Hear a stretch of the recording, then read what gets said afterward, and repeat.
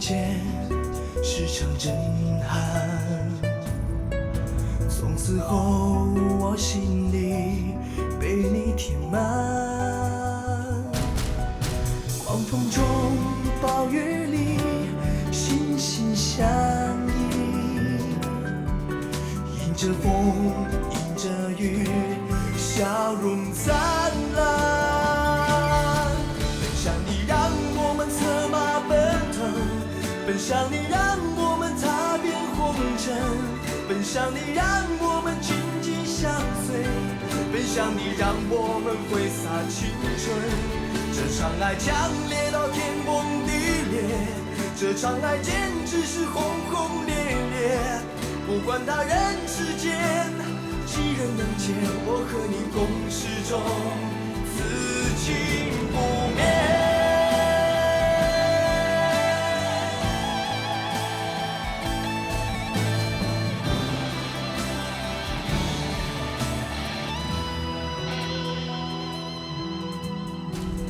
也曾经让你哭，陪你流泪，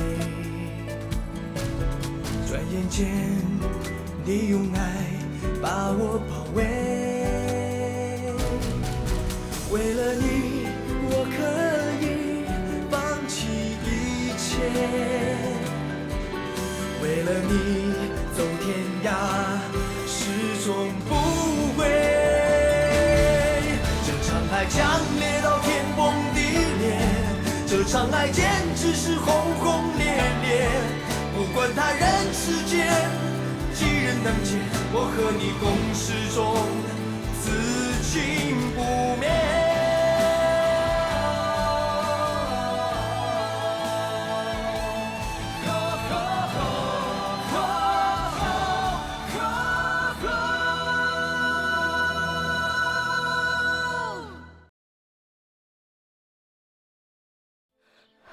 从今天开始，我要为自己而活。别人喜欢我也好，不喜欢我也好，我再也不要抱着香炉打喷嚏，弄一脸的灰了。从今天开始，我要彻底恢复我自己。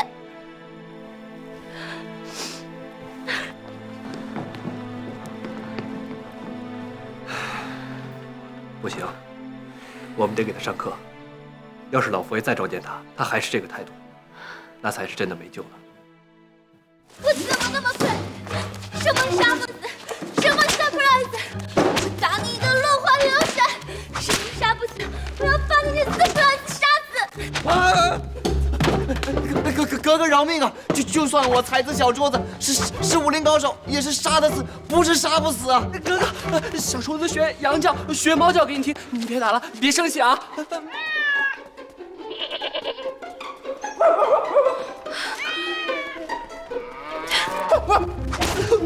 哇，哥哥这杀不死场景，真像是柳瞎子叔叔一样啊！孙二娘大打出手，大概也不过如此吧。孙二娘是谁？嗨，孙二娘就是《水浒传》里的母夜叉。小蛋子，你敢骂我是母夜叉？你不想活了你！哎呀！你别跑！你站住！你站住！哎，不要动，别动！蹦跶你个怪物兮兮的，你又炸了庙了！呀！小燕子，现在是什么时候了？你还在这胡闹！你闯了这么大的祸，还不赶快静下来想一想如何收摊子？居然还在这挥鞭子！小燕子，你要成熟一点嘛！这样乱打乱闹根本没有用，赶快还是做点有用的事儿吧。我们四大护卫今天已经够忙了，现在是抽空过来帮你呀！你还就你最坏，你还说你来帮我？我要把你的 surprise 杀成70-80片，我看到你！秦仙，你不要这样子，赶快把鞭子放下来，我们开个会再说。什么开会？你们会变成这样，都是你们开会开的。你这个伟大的阿哥，你不要来招惹我！我现在一肚子气没有地方出，你们谁让我就抽谁！反正我已经没救了，我不要你们来救我！刚刚从马蹄下逃生，现在还要应付你的鞭子，这还有天理吗？小燕子，你先进来听我们说几句话好不好？我们是要帮你，绝对没有跟你敌对的意思，你不要敌我不分呐！阿康，你现在是在我面前卖弄功夫吗？紫薇，你快让他放手，不然的话我跟你绝交！小燕子无戏言。阿康，你也糊涂了吗？他就是在院子里会系下鞭子而已。他现在一肚子气，你就让他发泄一下也好啊，顶多就是叼几片树叶而已啊！放手，放手，放手，放手，放手！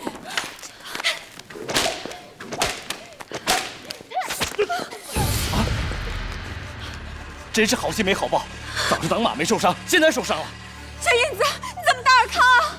我看咱们还是后退一点，让他把这个 surprise 杀成70、80片好了。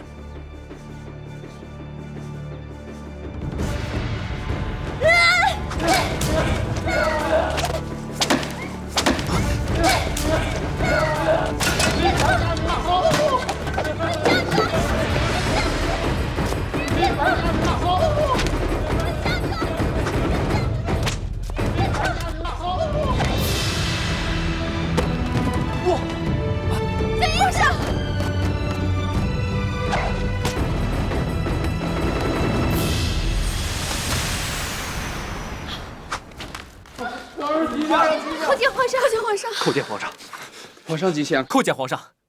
永琪，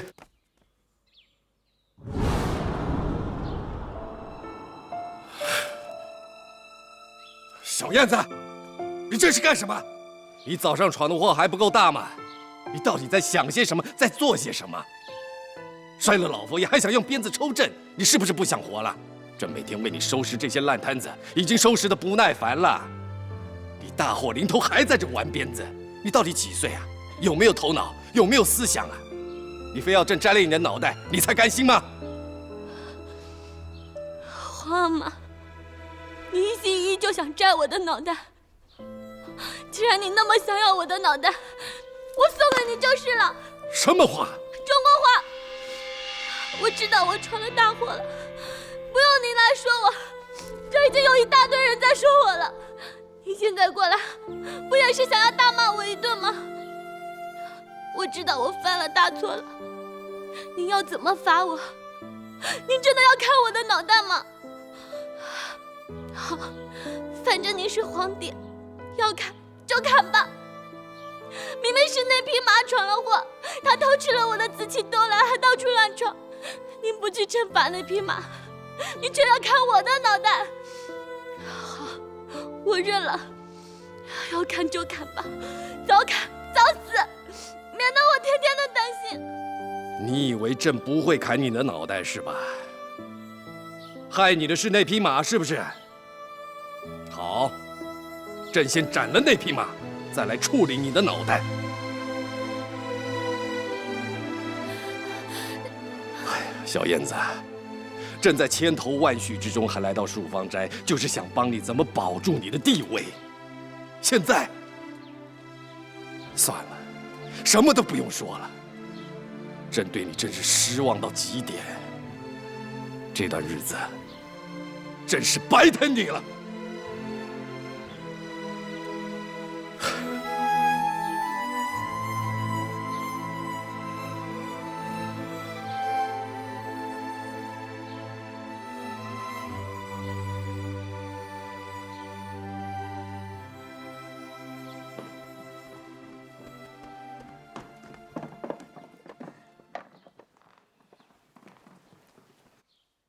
这是我阿哥上次拿来给格格用的药膏，没想到现在又要给我阿哥用了。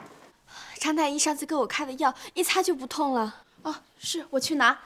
哎，明月，你这盒药就先不要用了，那是上次格格挨过板子擦屁股的药，现在擦脸不太好吧？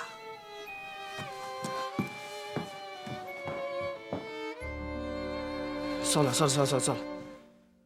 这样擦完之后看起来更明显。这下我额娘回来了，我该怎么跟我额娘交代呢？据说在御花园被树枝划的，不像啊，就说被一只野猫抓了一下，干脆说被只发疯的燕子在头上用爪子抓了几下。不能说是早上打马受伤的吗？就说当时还不觉得痛，现在才发现受伤了。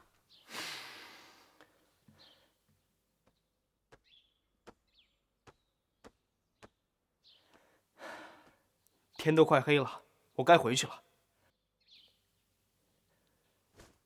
我额娘回来了，我不能在外面待得太久。小燕子，今天早点睡，这一天大家都够累的，把所有的烦恼啊都抛到明天再去想。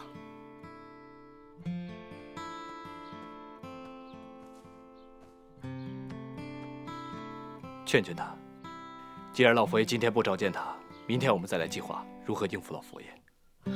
是。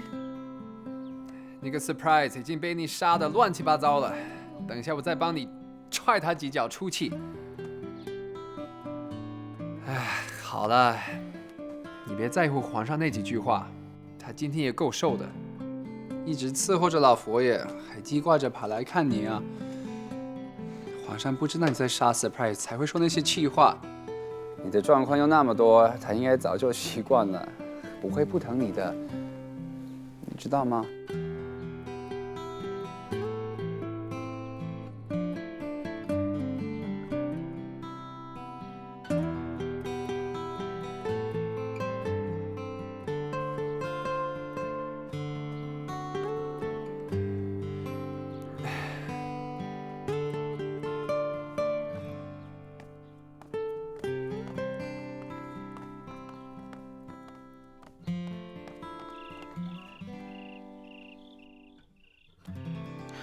小燕子，不要难过了。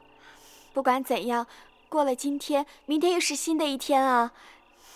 你想想看，我被容嬷嬷整得都几乎死掉了，我都挨过去了，还有什么困难的事呢？我要一个人静一静，你不要管我了。我现在脑子好糊涂啊，我要想想清楚。我陪着你想。不要了，好长的一天，我累了，我要躺一下。你不要叫我吃晚饭了，我不饿。我睡一觉醒来，可能脑袋会清楚一点。你真的不需要我陪你吗？不要，我想睡。从早到晚，你都没有闲着，惊天动地的闹了一天，不累才怪呢。你好好的休息，等你睡醒了，我们再好好谈。啊，那个桌子上有紫气东来还没有用完的巧克力点心，如果你饿了，就吃点点心。嗯，我知道了。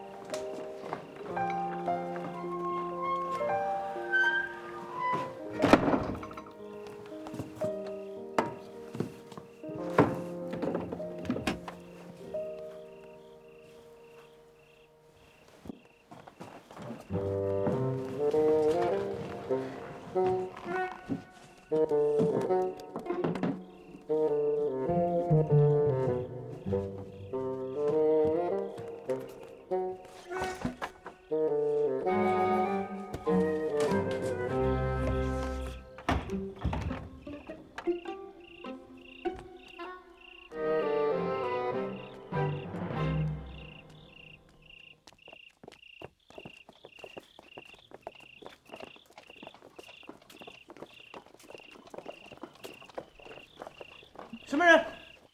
我是还珠格格。还珠格格，还珠格格吉祥。起来吧。谢还珠格格。今天早上闯祸的那匹马，你们知道在哪吗？启禀还珠格格，知道，就在里面。明天一早就要拉出去斩了。真的要斩啊？闯祸的马都要斩了，本来今天就要斩的，因为太后今天刚回宫，怕不吉祥，所以才留到了明天。你们快带我进去看他。这。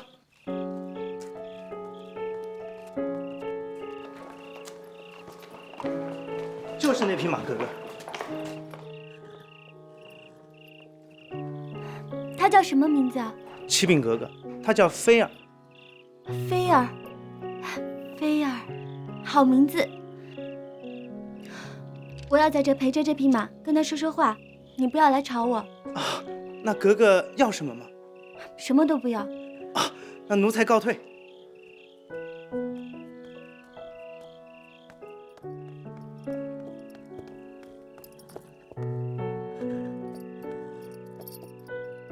菲儿，都是我不好，害你要送命。这皇宫有重重守卫，我是小燕子，我都飞不出去。虽然你名字叫菲儿，可是你跟我这小燕子一样命苦，没有翅膀，飞不出去。我要怎样才能救你呢？啊，你喜欢吃巧克力点心是不是？我带来了。菲儿，你好好吃一顿吧，说不定这是你最后的晚餐了。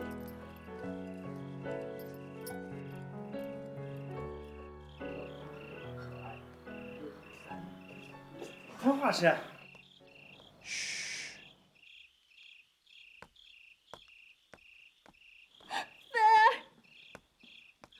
不想害你，可我就是害了你。我想给老佛爷一个最好的印象，可我却给了他一个最坏的印象。我闯了那么大的祸，本来我是应该要去向皇阿玛请罪的，可是还来不及请罪呢，我又乱挥鞭子，还对皇阿玛乱吼乱叫的。让皇阿玛那么气我，他肯定都不再疼我了。我又打了尔康，又打了五阿哥，还把二太的手背给弄伤了，还对斑鸠乱发脾气，怪他的 surprise。他的 surprise 是惊喜，是我自己把惊喜全部都弄砸了。我伤害了所有喜欢我的人，还包括你。你只是喜欢吃巧克力点心，你有什么错呢？你居然被我害得要斩首，我真是一个祸害。菲儿，对不起，对不起，对不起。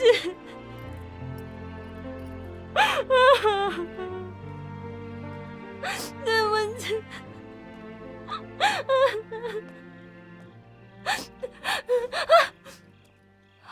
斑鸠，斑鸠，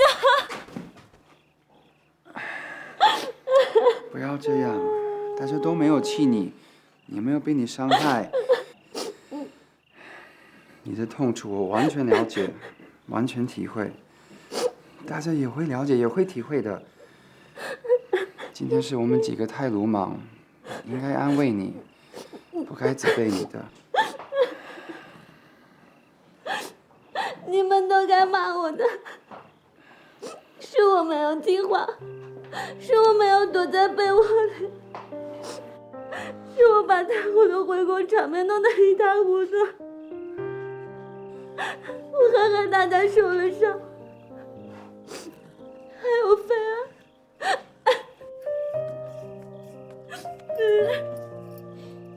我不要他死。斑鸠，你去求皇阿玛，让他饶了菲儿。他只是一匹马，他根本就不知道那个紫气多烂不能吃。你们大家跟我说道理，我都不会听，马怎么会懂道理呢？我不要他死，我不想让他被我斩首，我要守着他，我要跟他共存亡。别说傻话了，你准备在这儿哭一整夜吗？不要管我了，管我会倒霉。我管定你了，跟你共倒霉。跟我来。去你不是说要救菲儿吗？你赶快去救菲儿啊！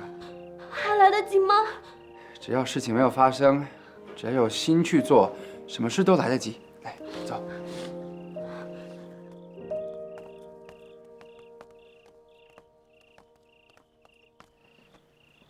你们这么晚了，跑来要朕特赦菲儿，菲儿是谁呀？皇阿玛，我错了，什么都错了。我不应该想给老佛爷惊喜，我不应该带着巧克力点心去找老佛爷。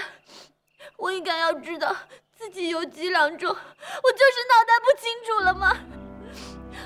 我实在是太不应该了，闯这么大的祸，把老佛爷的欢迎典礼弄得人仰马翻的，都是我的错。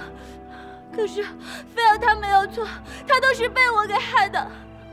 皇阿玛，你可以罚我、气我、打我50大板，或者写唐诗100遍，或者你摘了我的脑袋也可以。可是我求求你，不要把菲儿斩首。好，好，好，朕知道你认错了、知错了，但是菲儿是谁呀？回皇上，菲儿是早上闯祸的那匹马。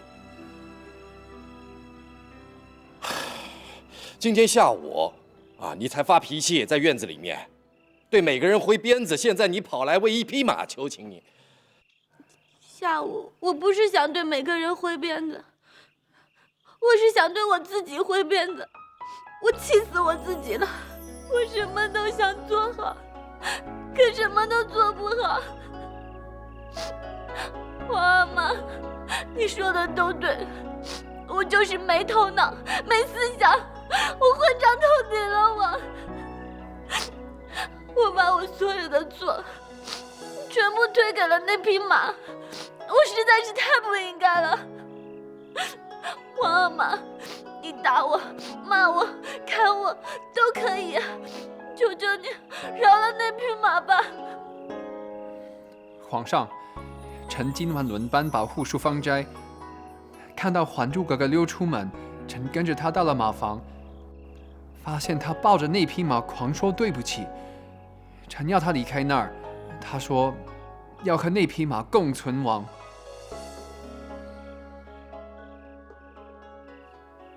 可以，朕可以特赦那匹马，但是有个条件。好，什么条件都可以，我都听皇阿玛的。过2天老佛爷会召见你，如果你能够留给老佛爷一个好印象，扭转今天的局面，那朕就原谅那匹马。那在老佛爷召见我之前，不会有人杀菲儿吗？朕会先下令，保留菲儿的脑袋，接下来该怎么做，就看你的表现再说了。谢皇阿玛姐，谢皇阿玛姐。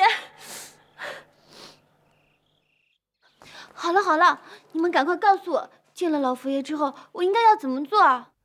首先，你不能毛毛躁躁，一举一动、走路说话都要气定神闲。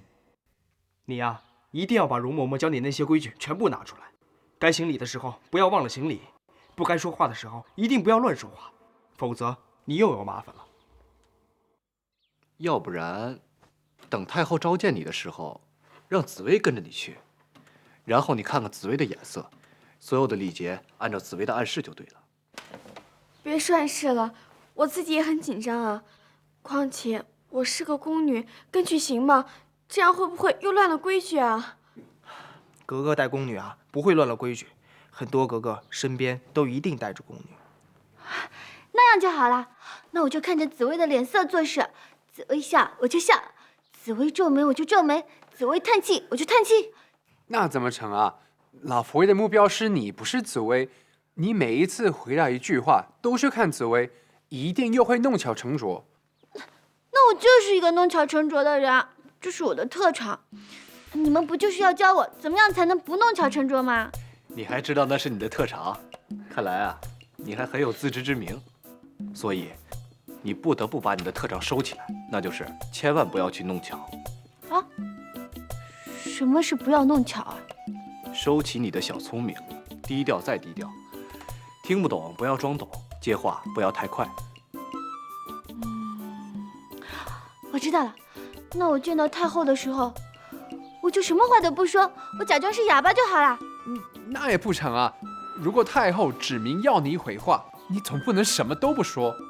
对，你要随机应变。老佛爷喜欢行为端庄、规规矩矩的姑娘，说话慢一点没关系，不要想什么就冲口而出，不管说什么都要在心里先琢磨一下，想清楚再说。最好每句话之前都加一句“回老佛爷”，礼多人不怪，知道吗？奇怪，她明明是一个老太太，她为什么要叫老佛爷？她跟佛有什么关系啊？还有，不是只有男人才叫爷吗？佛爷是满文满注的汉译，本来是皇帝的意思。皇阿玛为了尊重老佛爷，为了让他开心，所以特别称呼他为老佛爷，让他感觉他比皇阿玛的地位还要高。平常皇阿玛只是偶尔称呼，后来宫里人都跟着学，就都称呼为老佛爷了。原来如此啊，这个典故连我都不知道呢。好了，你们大家还是不要研究典故了，还是赶快教他吧。是啊是啊，还有什么规矩啊？你们快说啊！规矩多得很，学也学不完。总之就是要举止端庄，说话得体。完了完了，我看我绝对过不了关了。我什么时候举止端庄、说话得体过？那是紫薇，那根本就不是我嘛！我看我还是把真相全部说出来算了。小燕子，小燕子，千万不可以！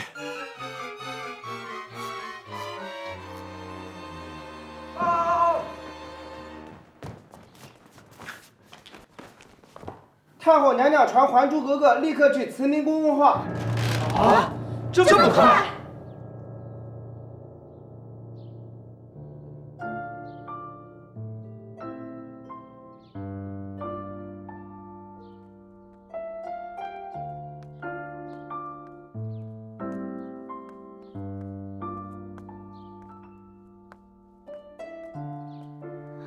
小燕子，小燕子叩见老佛爷，老佛爷吉祥。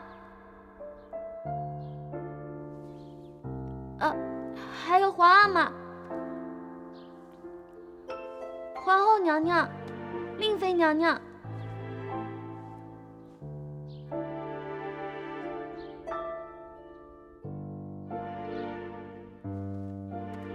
奴婢紫薇叩见老佛爷。老佛爷吉祥。奴婢紫薇叩见皇上、皇后娘娘、令妃娘娘。把头抬起来，让我瞧瞧。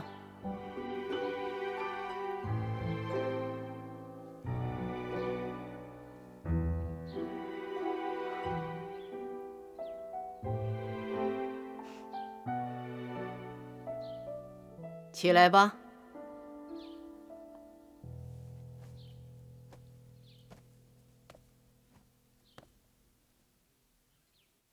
你的故事，皇帝已经跟我说得清清楚楚了。你的来龙去脉，我也了解了。看来我离开宫的这些日子啊，错过不少好戏呀。我要回答吗？还好还好。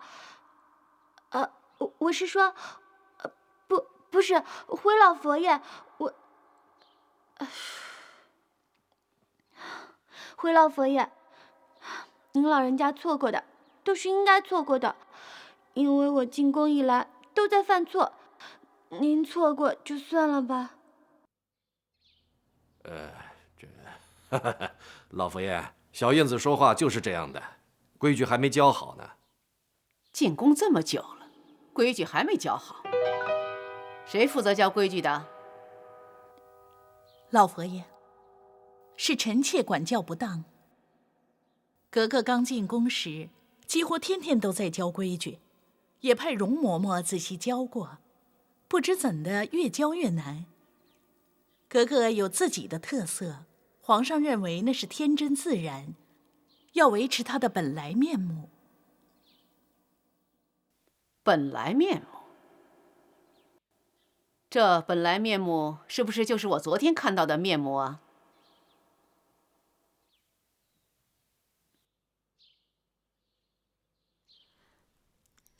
回老佛爷，格格本性热情善良，虽然说不上知书达理，但是浑厚纯真，做事有时候会冲动一些。昨天他闯祸以后，在屋里闭门思过，懊恼得不得了，一直在跟奴婢们说，不知道该如何让老佛爷息怒。你名叫什么？回老佛爷，奴婢名叫紫薇。小燕子，原来你还带了个发言人呢。你这个宫女，口才好像不错。你规矩虽然没有学好，奴婢倒是带得挺好啊。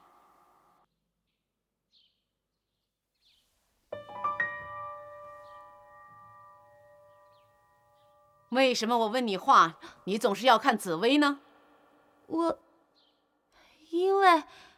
因为我怕说错话。不，回老佛爷，您那么威严，昨天我又闯了那么大的祸，我吓死了。紫薇她比我强，所以我让她提醒着我点，免得我不该说话的时候说了话，该说话的时候又没说。你倒坦白，原来如此。那么你现在就该说话，不要再看紫薇。我问什么你就说什么。是。我回来以后，听了很多你的故事，和今天的你完全不同。大家都说小燕子天不怕地不怕，连砍头都不怕，为什么你见了我吓成这样？难道我是老虎会吃了你不成？老佛爷，您是不会吃我，可是你会吃菲儿。你要是吃了菲儿，就等于吃了我。你说什么？我完全听不懂啊。菲儿就是昨天撞了老佛爷您的那匹马。老佛爷，我跟您招了吧，昨天我根本就不应该去广场的，皇阿玛压根就不许我去，可是我还是瞒着大家偷偷去了。紫薇做了特别好吃的巧克力点心，给它取名叫做紫气东来。我拿着紫气东来，想给老佛爷您一个惊喜的，可是又怕皇阿玛骂，我就躲在马队里，想等老佛爷您走过来的时候送给老佛爷您吃。谁知道那匹马菲尔他就偷吃了我的巧克力，我一着急我就给了他一巴掌，他就冲出了队伍。后来发生的事情，老佛爷您都知道了。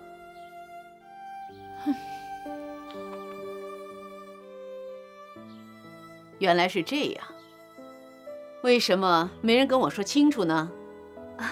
回老佛爷，因为我们也弄不清楚到底是怎么回事，只知道又是小燕子闯祸了。原来紫气东来是要拿给老佛爷吃的点心呐。老佛爷，这就是小燕子典型的行为，常常是一片好心，最后却弄得一塌糊涂。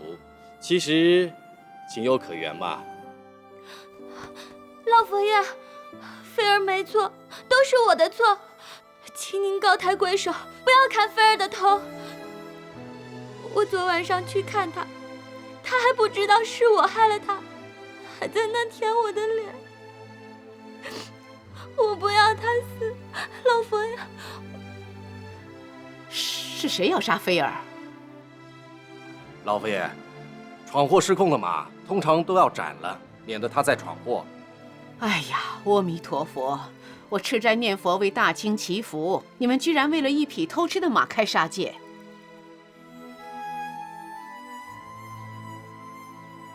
唉，那老佛爷，您可以原谅那匹马，可以不杀那匹马吗？不杀不杀，当然不杀。老佛爷千岁千岁千千岁！小燕子给您磕头，给您谢恩了。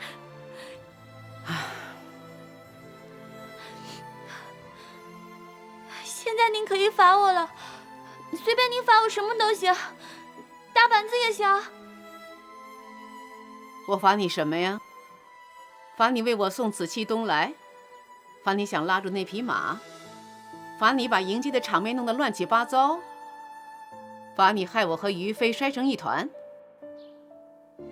晴儿啊，你说我该罚《还珠格格》什么呢？老佛爷，您自己明明知道，还要问我。您那颗菩萨心肠早就柔软感动了。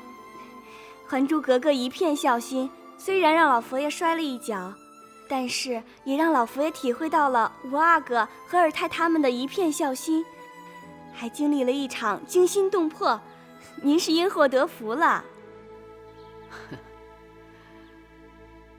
所以呢？所以，您就别让还珠格格一直跪在那儿了，地板很硬的。您问话问完了，也该让他们两个喘口气儿，别再吓唬他们了。咱们不是还要商量盂兰盘会的事儿吗？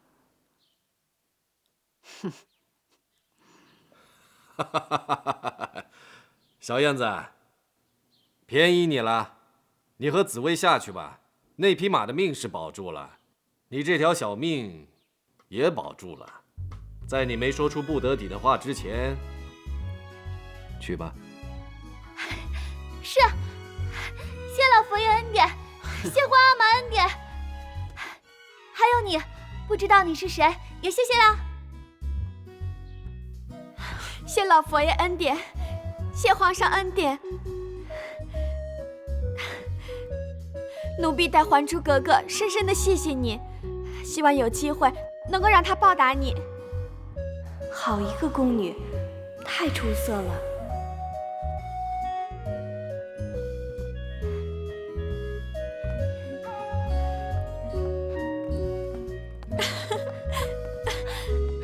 慢点，小燕子。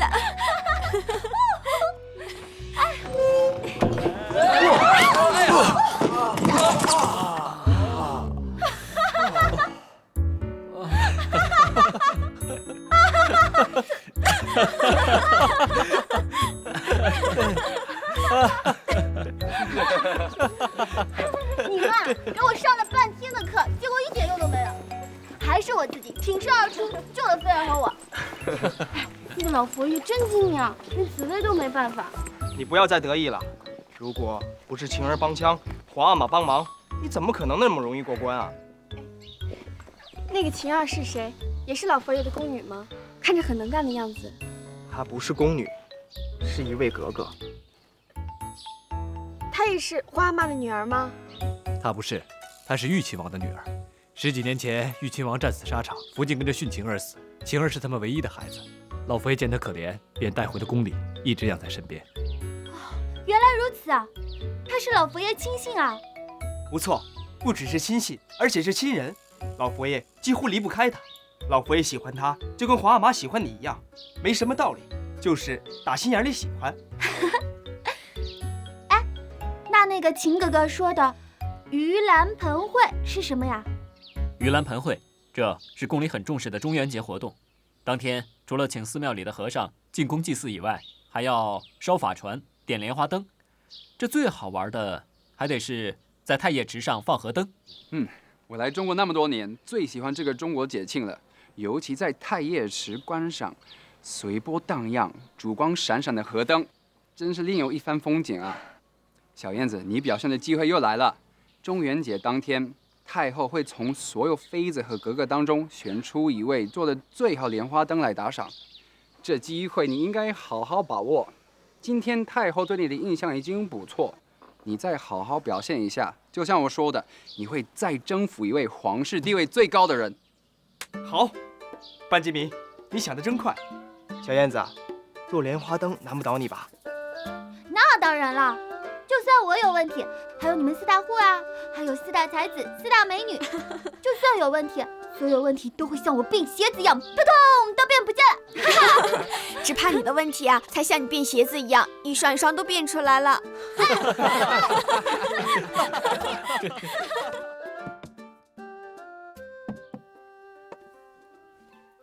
还珠格格，你们亲自来看我，我真是不敢当啊。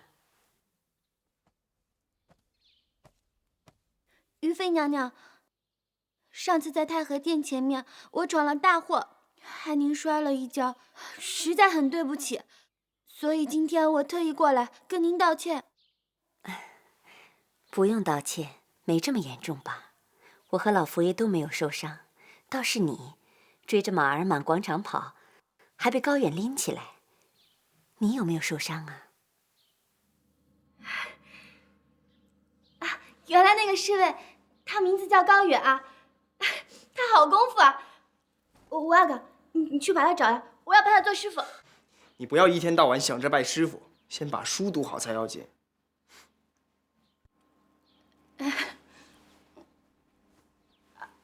于妃娘娘，这个是我身边的紫薇，她虽然是个宫女啊，可是啊，她什么都比我强，而且她还是我的结拜姐妹。这个巧克力酥饼就是她做的，也是我要送给老佛爷的紫气东来。您试试看啊，怎么样？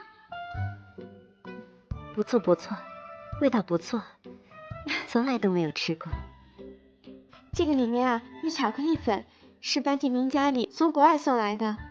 皇上说这是天下美味，所以那天还珠格格要急着送去给老佛爷吃。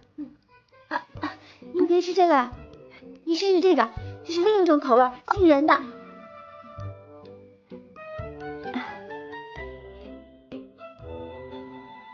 是要来道歉，二是要来道谢。自从格格进宫出了很多事，都是吴阿哥帮着解围的，他很感动，所以要特别来谢谢娘娘，能够教出这么杰出的吴阿哥。是，吴阿哥，这就跟我亲兄弟一样的，随时都在保护我。他是我们4大护卫之一啊，有时候啊，到了深更半夜，他还在书房在外面给我值班。小燕子，你这个紫气东来还有什么其他口味啊？还有5种口味。您试试这个，这是核桃口味，最好吃的一种。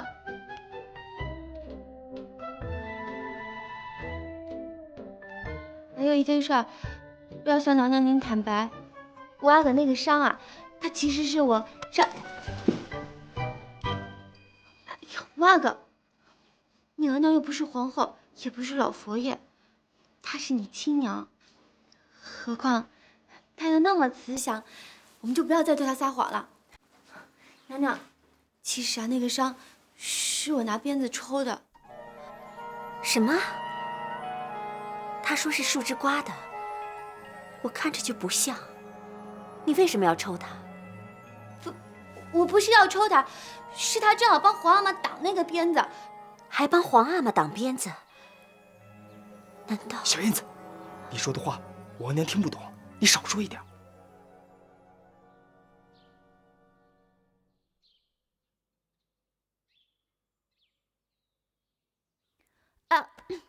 娘娘，您别吃那个了，您试试这个，这个是绿豆的，还有这个花生的，都特别好吃啊！您吃吃这个，这个最好吃了。够了，我不是那贪吃的马儿，我吃不了那么多。